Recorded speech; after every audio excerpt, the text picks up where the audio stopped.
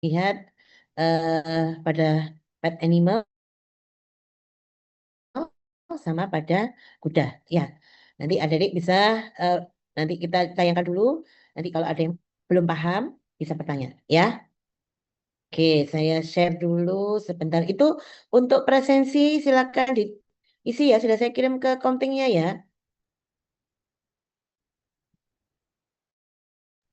Sudah ya, sudah terima ya. Sudah, Prof. Oke, baik.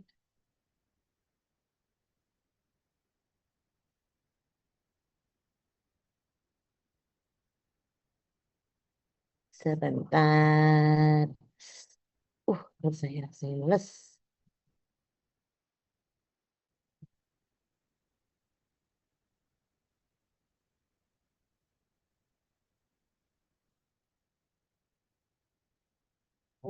Hi, I'm Dr. Nick DePompo, one of the board-certified veterinary neurologists here at Southeast Veterinary Neurology of Miami, here with Lola, Beth Ann, and Jackie, and we're going to show you all of the steps to a comprehensive neurologic exam. Prior to the neurologic examination, a thorough history and general physical examination should be performed. The purpose of the neurologic examination is to determine where in the nervous system the problem is located Sudah, and Prof. to determine the severity of the symptoms. The examination is unlikely to definitively prove the cause of the symptoms. The neurologic examination can be broken up into 6 simple steps: evaluation of mentation, gait and posture, the cranial nerves, the postural reactions, the spinal cord reflexes, and finally, evaluation of nociception if appropriate. Each portion of the exam should be performed in order to properly localize the problem. While gathering the history, it is important to watch the patient as they engage with their environment. This will provide a sense of their mentation, as well as provide insight into the patient's gait and posture.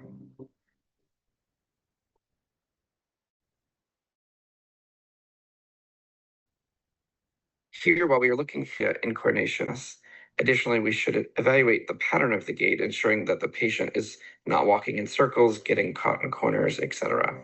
Here, as we watch Lola walk, we can see that she walks in a straight line. Her foot placement is appropriate. She's not scuffing or crossing any of her limbs. Additionally, she does not appear off balance or lame. Her head carriage is high. Her neck, back, and tail posture are normal. The next step is to evaluate the cranial nerves. Initially, start by looking for facial symmetry, both visually and via palpation. Here you can see that her eyes, eyelids, nostrils, commissures of the lips, and muscles of mastication are all symmetric. There is no inappropriate tilting or turning of her head. Then go through the cranial nerves in a systematic fashion. The palpebral reflex is generated by gently tapping around the eye, resulting in closure of the eyelids. The menace response is generated by creating, resulting in closure of the eyelids. The eyes are evaluated to ensure that there are no abnormal eye movements, such as a nystagmus, or abnormal eye placement, such as a strabismus, and that a normal physiologic nystagmus is present when the head is rotated into different positions. The pupils are evaluated for symmetry, and then the direct and indirect pupillary light reflex is evaluated using a bright light source.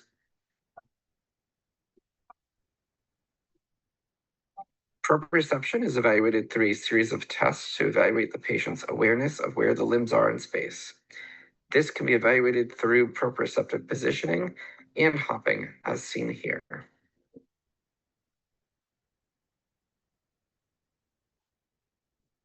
The spinal cord reflexes are best evaluated with the patient resting in lateral recumbency. The withdrawal and patella reflexes are the most fundamental and should be evaluated in all patients. The cutaneous trunci reflex is most helpful in patients with thoracolumbar spinal cord problems. Next, the patient should be evaluated for spinal muscle symmetry and for spinal pain. It is best to start away from the suspected source of pain and gradually make your way toward the area of interest. The entire spine should be palpated, as well as performing a gentle range of motion of the cervical spine and tail.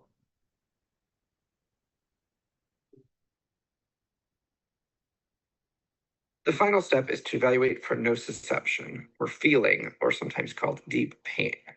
If the patient has voluntary motor function, then this does not need to be performed. If any limb lacks voluntary motor function, then this evaluation of nociception must be performed. This test is looking for a voluntary or conscious response from the patient, indicating that they felt the noxious stimuli that has been applied to the affected limb. The withdrawal reflex, where the limb is pulled up towards the body, does not indicate that deep pain is present, as that is a local reflex. The patient must look back or vocalize or otherwise indicate that they consciously felt the stimulus. I hope you found this video to be useful. Consider to download our free neuro exam form, which will allow you to be systematic during your examination. In general, performing the examination in a systematic fashion, doing it the same way every time, will yield the most information.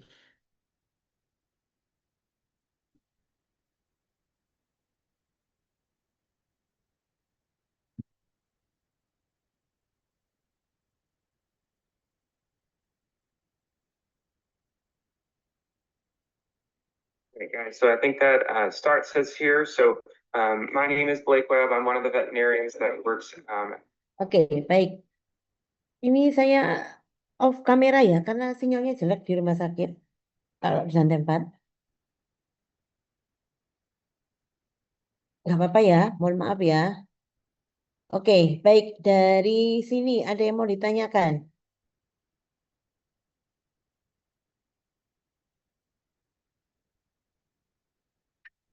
Jadi pemeriksaan awal mulai dari kranial sampai pada ekstremital kaudal ya. Bagaimana untuk melihat apakah ada apa namanya itu mulai dari reticular activating system, misalnya apakah dari pupilnya itu ada kelainan atau tidak. Ya kalau ditengokkan pupilnya kok pupil apa namanya refleks matanya itu apa namanya sama apa enggak, dari kalau dikit ke kanan dia ikut ke kanan atau ke kiri atau tidak. Nah, itu bisa menunjukkan adanya kelainan apa ada saraf atau ada strabismus atau ptosis, ukuran pupilnya bagaimana ya. Itu untuk melihat fungsi penglihatannya ya. Ada enoptalmus atau tidak ya kan. Kemudian adakah asimetris dari bentukan dari apa tadi intranasalnya ya, intranasalnya, kemudian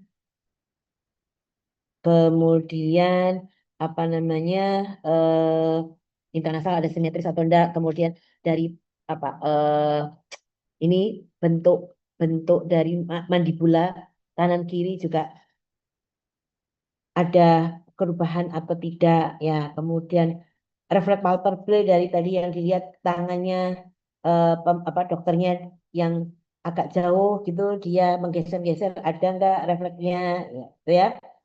Ada nistagmus atau tidak ya. Nanti dari di fungsi pendengar, cara berjalan, reaksi posturalnya. Reaksi postural tadi itu dari apa saja yang bisa dilihat ya. Jadi reaksi postural itu mulai dari apa namanya hemi walking ya. Jadi itu dilihat dari salah satu beban tubuhnya, itu namanya hemi walking ya kan. Kemudian apa tadi wing ya istilahnya ya, itu menahan kaki belakang diangkat gitu, dia apakah masih bisa berjalan atau tidak, untuk melihat proses kaki depannya normal atau tidak. Nah, itu adalah salah satu teknik. Kemudian oping tadi ada enggak ya? Oping itu kalau oping itu adalah mengangkat ketiga kakinya ya. Tumpuan pada satu kaki itu dia bisa atau tidak. Atau tadi mohon maaf tadi agak terselimurkan. Kemudian dari evaluasi leher, kaki depan, ya, kemudian anus ekor juga sudah dilakukan. Itu adalah teknik untuk melihat reaksi teknik pemeriksaan neurologis pada PET. Ada pertanyaan?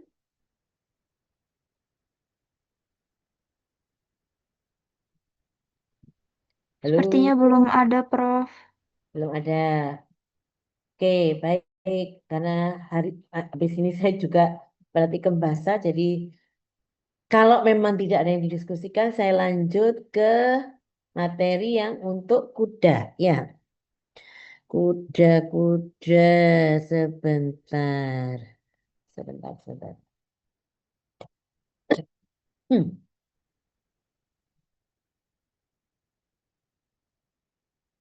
Hmm.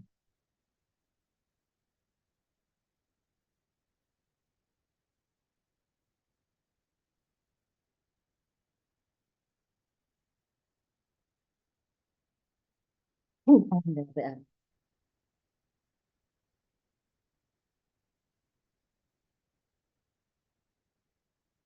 Sudah masukkah? Kok nggak bisa ya? Sudah terlihat, Prof. Ya, sebentar. Kok ininya separuh ya? Sebentar ya, Nak.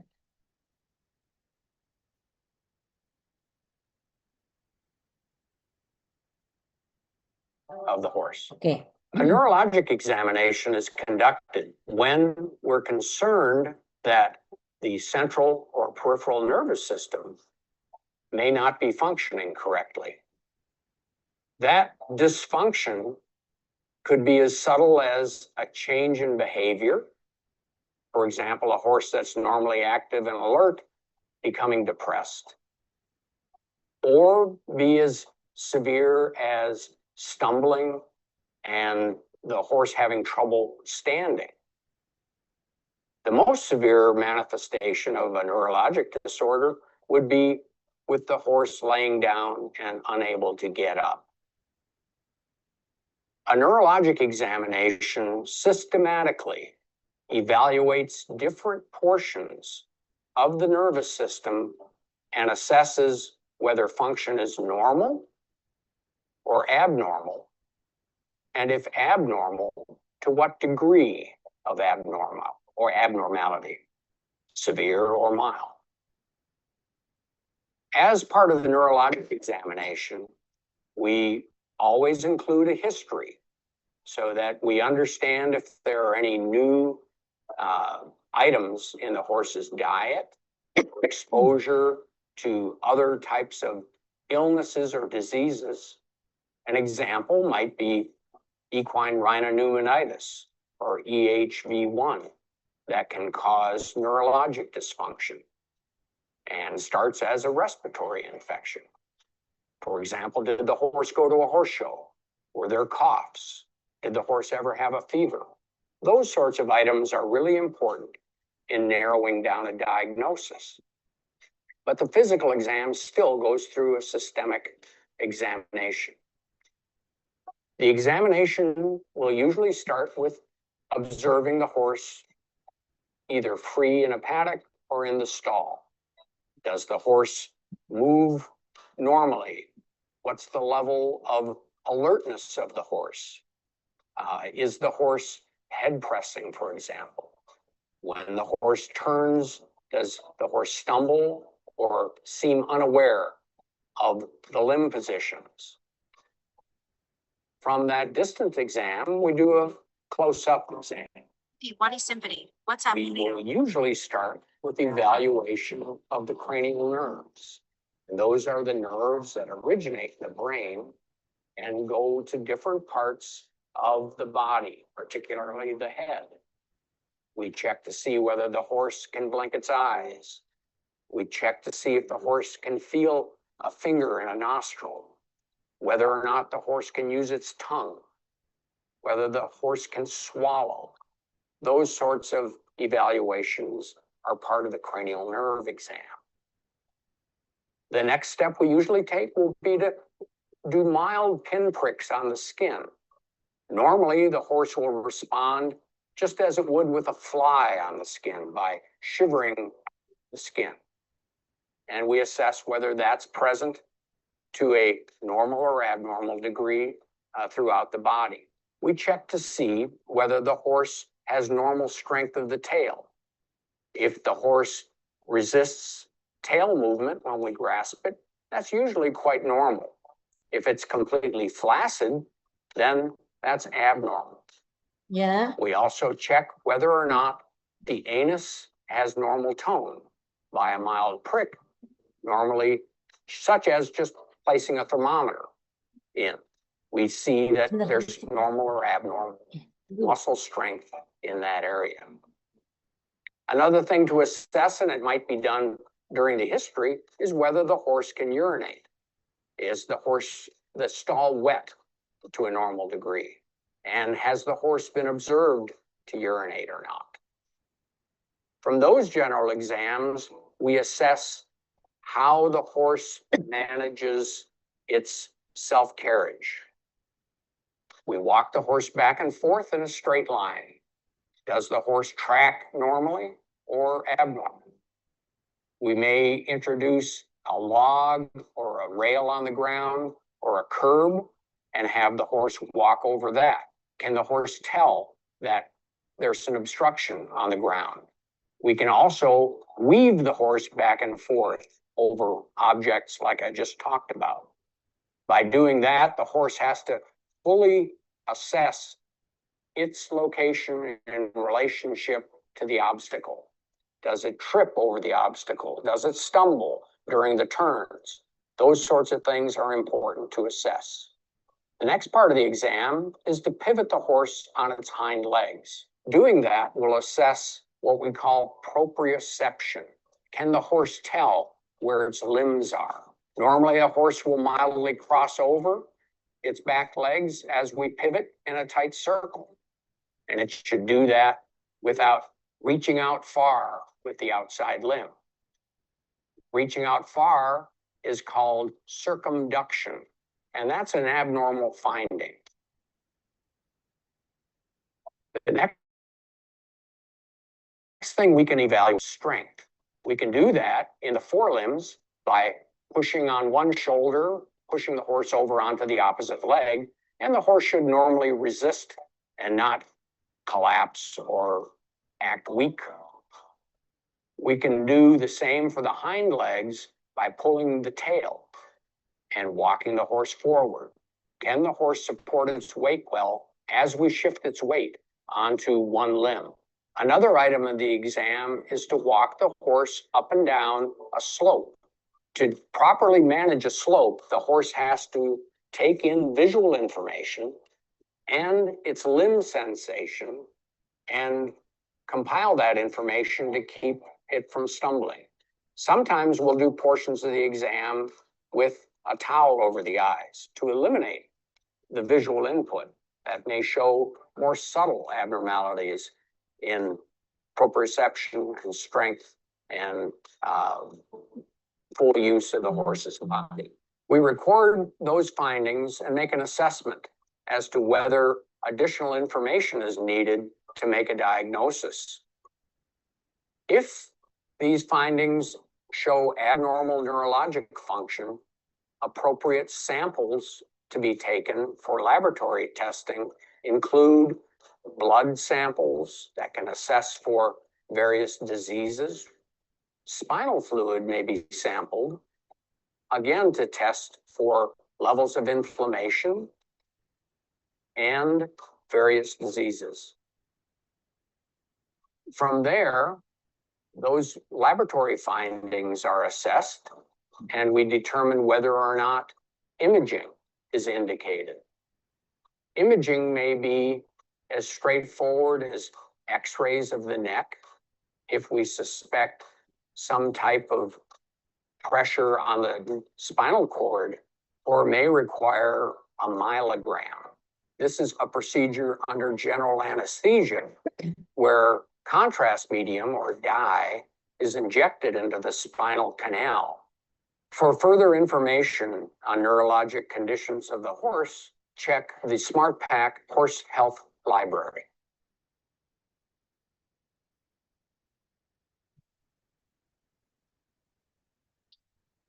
Oke. Untuk kuda ya sebenarnya tidak terlalu ini ya, tidak terlalu beda jauh ya.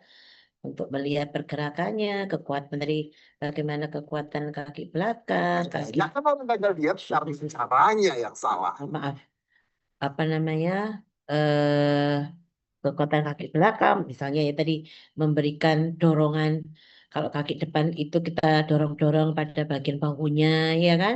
Pada satu sisi, apakah dia kuat atau melawan atau dia ambruk, gitu ya. Kemudian kalau apa namanya, kaki belakang kita tarik ekornya, kemudian bagaimana kalau ditanjakan. Cukup jelas sebenarnya. Ini lebih lebih apa namanya, penjelasannya lebih simpel dan lebih mudah dipahami untuk kuda ini. Ada yang mau ditanyakan?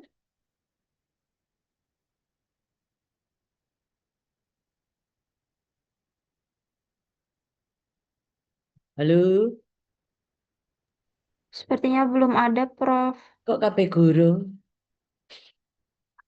Ya, ya semoga apa yang ya memang kalau dari penjelasan videonya cukup jelas ya. Semoga adik-adik pun sama dengan saya ya, di apa namanya, bisa memahami dari penjelasan itu ya. Atau kalau memang nanti pengen tahu bisa ditanyakan ketika praktikum basah gitu ya, nanti gimana cara pemeriksaan saraf yang seperti tadi gitu ya, itu nanti boleh ditanyakan.